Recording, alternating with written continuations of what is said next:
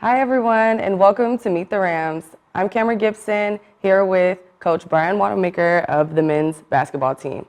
So, Coach, just as a blanket statement, what have you seen in this men's team this year? What growth have you seen? What do you think has changed throughout the season with them? You said it. The growth has changed. We started off the season pretty inconsistent. I think a lot of times in situations we skip the small steps. We kind of just winging it as far as just using our talent. Yeah. Like I think we skipped the steps as far as discipline and the details. And coming back during the winter break, I think that's when we kind of started figuring things out. Watched a lot of film, talk about all the small things, and in our first couple games, I think we played really well. 5 of the 6 halves, I think we defended and played offensively as consistent as we have all year long.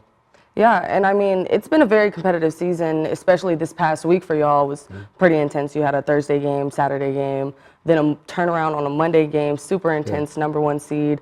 Let's get some scores. I mean, College of the Ozarks, W with 77, 64, John Brown, 69-59, and then this Nelson loss the other day.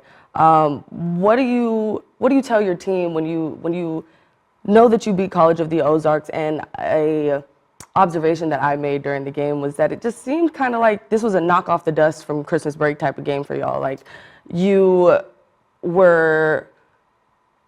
a little lax. Like, not that they didn't have high intensity and that they weren't playing well. It was just like it was easy. They could have pulled away at any moment, and they just kind of held back from that. What did you see on that game? Yeah, I think the biggest thing is we always talking about we're in that position where that last step we need to take is the hardest step to take, and sometimes we just kind of revert back to our old habits, and then we just kind of got to regroup and talk about that, right? We don't skip the truth, talk about that so that we could continue to try to move forward and reach our potential as a team. And coming into the Ozarks game, after it, I was really happy and proud of our team because we played better in the second half than we did in the first half. Yeah. And I'm always just talking about getting better and getting better. Rather it's like from the first 4 minutes to the second 4 minutes, like we just have to be better and be better. And I think during that game, we were able to play pretty decent in the first half, but second half we, I guess, played to our potential.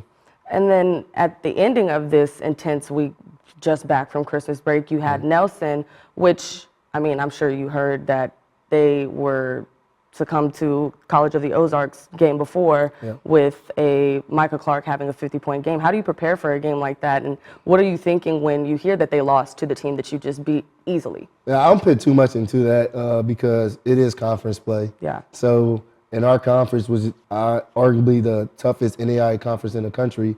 Anyone can win a game at any time. So coming to the Nelson game, we just focused on Nelson. We didn't focus on what they've done in the past. We focused on the first time we played those guys and understand that they're one of the best teams in the country, right?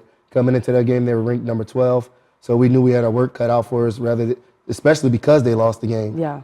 So we know they really wanted to get that one against us. So we focused a lot on just being better in our transition defense because we know that they play an unbelievable pace in the game. And so we didn't take it for granted. Right.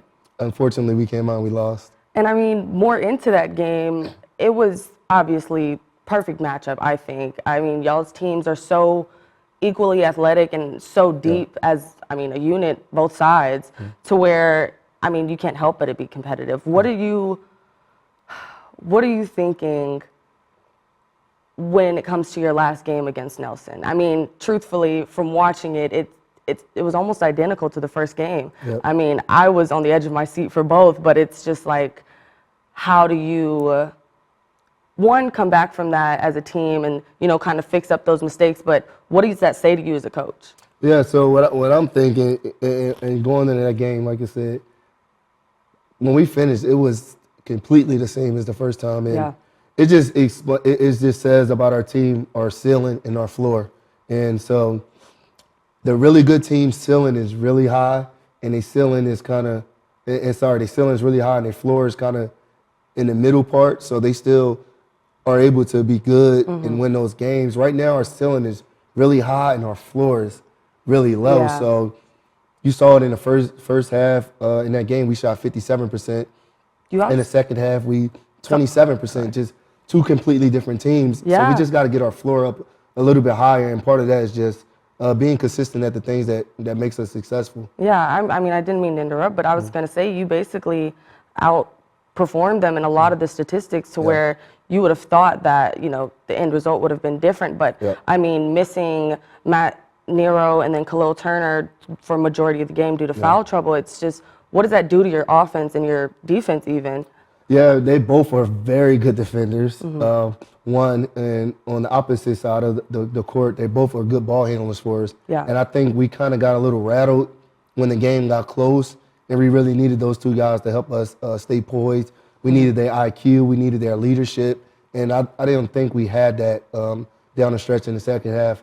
Now, we should not have gotten to that point because we had such a good start, and we just stayed consistent at the things that makes us successful. We'd have been okay. Yeah, and I completely agree. But I mean, above all of that, I mean, the Nelson game, a loss is a loss. But I mean, you guys have competed at such a high level against all of the three teams tied for first. So what is that saying for you going into nationals and going into just postseason or even the rest of this conference season? I mean, to me, it just says that we are in full control of how we want this season to go. Absolutely. Like, we're going to be prepared. We're going to be in games. We're going to have a great chance to win every game we play. But it's up to us, man. If we're in control, if we do the small things, if we stay together, stay consistent, stick to the discipline, stick to the details, and just be unselfish. Because I think part of that, the old bad habits of us is that I'm talented, I got the ball, so I'm going to make a play instead of trying to make a play for our teammates. And that gets us in trouble a lot. I understand. And, I mean, moving forward, you have games coming up against USAO and MACU being another top-ranked team. What are you doing for preparation for those games? Yeah, so the last couple of days was just a lot of film. And MACU is a very good team. They had a slow start to the season, but they're right there now, and we're one game apart, you know, so it's a really, really big game for us. USAO is a very good offensive team.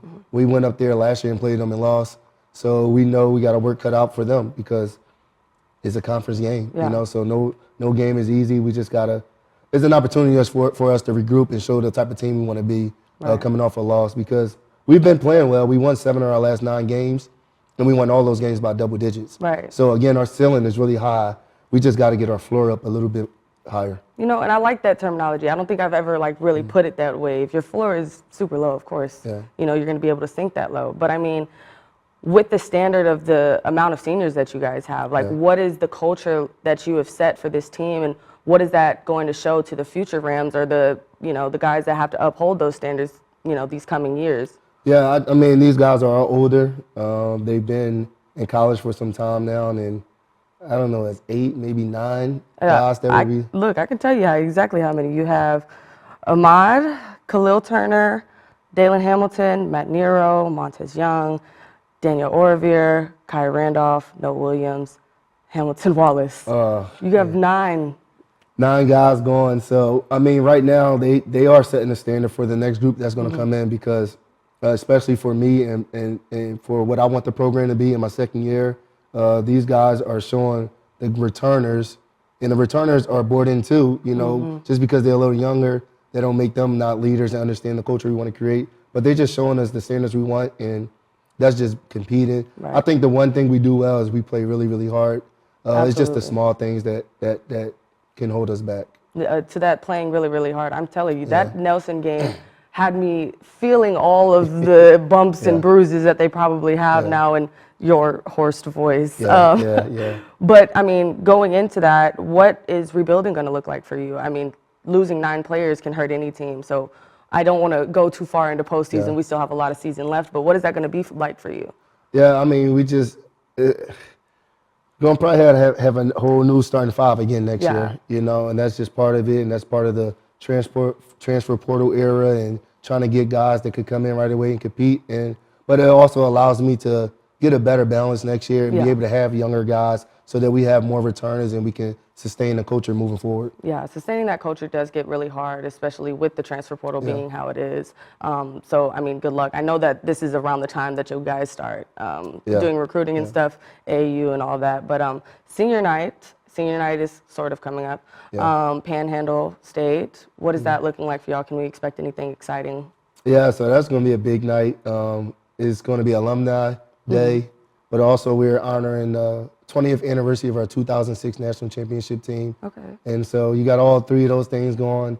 I think it's going to be a great atmosphere for our seniors. What is having that 2006 team, that national championship team around your guys now? What does that mean to you? What do you think that could bring to their, mental state when playing those type of games? I mean, it's towards the end of the year, so Yeah. I think it's perfect timing. So going into the postseason, I think it could, give them some motivation. Yeah. You know. And finally, I've talked your head off. I was like I said, the Nelson game and all the games prior to have been such great games to watch, especially because I get one of the best seats in the house. But no, it's been such a great time watching you guys play and really being able to follow y'all season. And I'm just excited to see, and I say this on every stream, I'm excited to see what you guys have for the rest of the season. Because like I said, you guys have competed at such a high level with Nelson and Langston and Oklahoma City, all of these teams that that are highly ranked, And so I think that you guys have a good postseason coming. Yeah, we competed in all those games. Every game we lost was by 2 possessions or less. I think the Nelson game was 3 possessions. Oklahoma City, I believe it was like 1 point. Yeah, it was one possession. So we've been in every game, and we always talk about that, just valuing every possession on both ends of the floor. And I think part of that we started to apply, and it helped us. I'll tell them every game gonna come down to 1 or 2 possessions. It helped us in our wins win by multiple possessions, by winning by double digits because we did that. We just have to do it consistently. Absolutely. And I mean, I believe y'all can do it. I believe y'all can do it. You're a great coach. You've done great with this team. Oh, thank you. Well, of course. But I mean, yeah, you guys have it. It's just a matter of time. But just to humanize you a little bit for the podcast, I want to pick on you about the Eagles because I know you're an Eagles fan. So how do you feel? My Cowboys have been out, so I don't really have a say-so in this. I'm a hereditary fan. I don't actually like the Cowboys guys. I just have no choice but to like them. Yeah. So how are you feeling? Sad? No, I'm not. I couldn't stand watching the offense, so they took me out of my misery. Okay. And I don't have to be frustrated or stressed the rest of the year. Yeah, see, mine was the same as the defense. I just can't deal with it. Well, thank you so much, Coach, for talking with me. Good luck in y'all's games this coming up week. And yeah, safe travels. Thank you. Thank you for having me.